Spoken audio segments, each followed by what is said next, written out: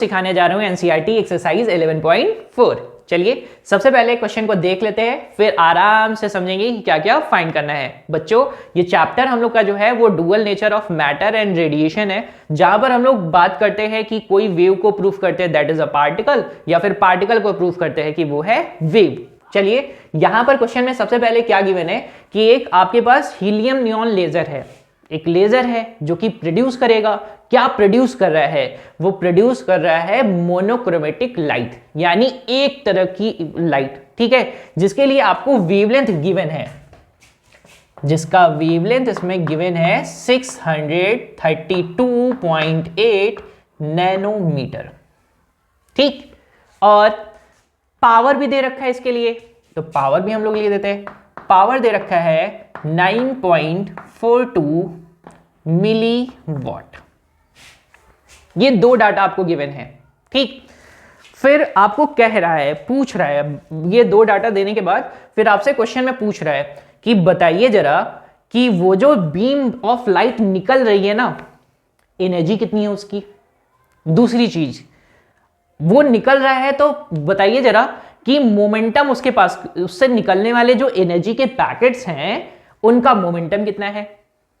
Repeat करूं मैं फिर से, आपको सबसे पहले आपको निकालना है what is energy and momentum of the photon. Photon मतलब एनर्जी पैकेट, जो कि प्रोड्यूस कौन कर रहा है? लेजर बीम, उससे ही तो निकल रही है लाइट ना। और लाइट क्या चलती है, लाइट कैसे चलती है? छोटे छोटे एनर्जी के पैकेट्स में, जिनको हम लोग क्या बोलते हैं? फोटोन बोलते हैं। तो ठीक है, सबसे पहले हम लोग क्या फाइंड करेंगे? एनर्जी, ठीक। बच्चों एनर्जी का रिलेशन आप बहुत अच्छी तरीके से जानते हैं। कैसे जानते हैं? सबसे पहले एनर्जी को प्लैंक की थ्योरी से हम लोग लिखा करते थे, E equal to H new.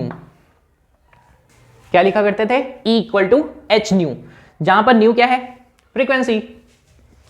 अब ध्यान से देखेंगे, यहां पर हमको न्यू के बारे में तो जानकारी है नहीं, लेकिन हमको किसके बारे में पता है? लैम्डा के बारे में पता है। तो हमको एक रिलेशन और भी पता है कि न्यू को यानी फ्रीक्वेंसी को हम लिख सकते हैं C अपॉन लैम्डा के सेंस में, ठीक। तो यहां से हमको क्या मिल जाएगा? एनर्जी। एनर्जी हमको कितना मिल जाएगा? That is H C upon lambda, ठीक है। फिर क्या चाहिए हमको? Momentum of each photon. Momentum की भी कहानी है, तो ये तो हमको, इसमें मैं डाटा फटाफट सेट कर दूंगा, तो हमको मिल जाएगा एनर्जी।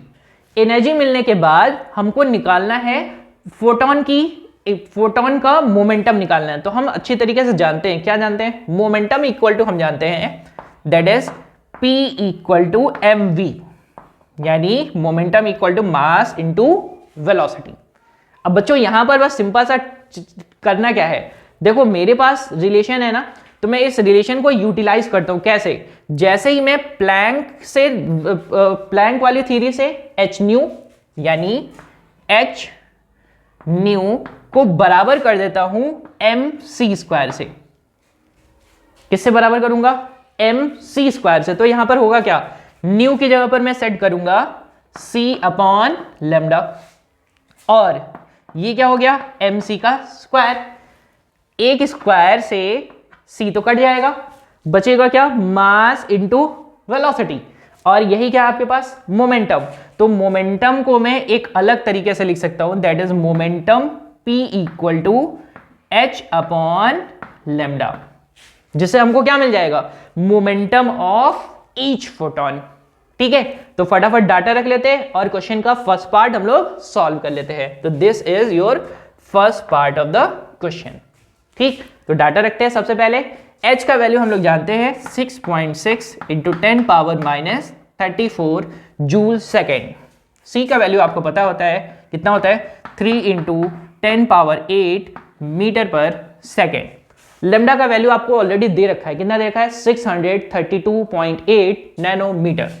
632.8 नैनोमीटर को आप चेंज करेंगे तो क्या लिखेंगे? 10 पावर माइनस 9 मीटर में, ठीक है। चलिए इसको सॉल्व कर लेंगे। फिर दूसरा ये वाला रहेगा, तो P की जगह पर हम लोग इसको सेट करेंगे, H की जगह पे हम जानते हैं 6.6 इंटू 10 पावर माइनस 34 अपॉन कर देते हैं लेमडा की जगह पर सेट करेंगे 632.8 इंटू 10 पावर माइनस 9। ठीक है, दोनों को बारी बारी से सॉल्व कर लेंगे। बच्चों जब इसको हम लोग सॉल्व करेंगे तो आपके पास एनर्जी का वैल्यू आ जाएगा, that is 3.14 into 10 power minus 19 joule approx. ठीक, और अगर हम मोमेंटम की बात करें तो मोमेंटम आपके पास आ जाएगा, that is 1.05 into 10 power minus 27। Unit आपको अच्छे से पता है केजी मीटर पर सेकेंड। ठीक है जी, कैलकुलेशन आपको करना है। ये E का वैल्यू आपको मिल जाएगा कितना, that is 3.14 into 10 power minus 19, और P का वैल्यू आपको मिल जाएगा कितना, that is 1.05 into 10 power minus 27 KG metre per second. This is your first part of question. ठीक है, अब सेकंड वाले पार्ट की बात करते हैं। तो सेकंड वाले पार्ट में आपको बोला है कि नंबर ऑफ फोटोन इंसिडेंट पर सेकंड।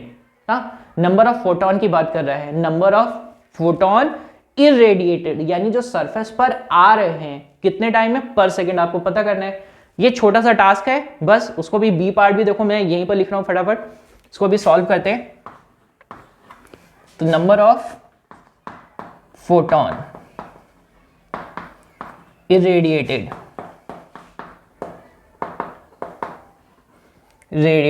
पर सेकेंड। ठीक है, तो अब इसके लिए फॉर्मूला क्या है, फॉर्मूला एकदम सिंपल सा, n इक्वल टू वॉट लिखते हैं, n equal to p upon e।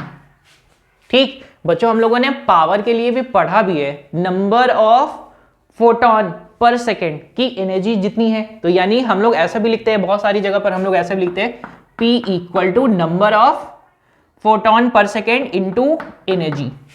ये n जो है वो number of photon per second है, इस बात का ख्याल रखेंगे आप लोग। ठीक है, P का वैल्यू ऑलरेडी हमको दे रखा था, कितना दे रखा है देखो जरा, तो P का वैल्यू दे रखा था 9.42 into 10 power minus 3, that is 9.42 into 10 power minus 3।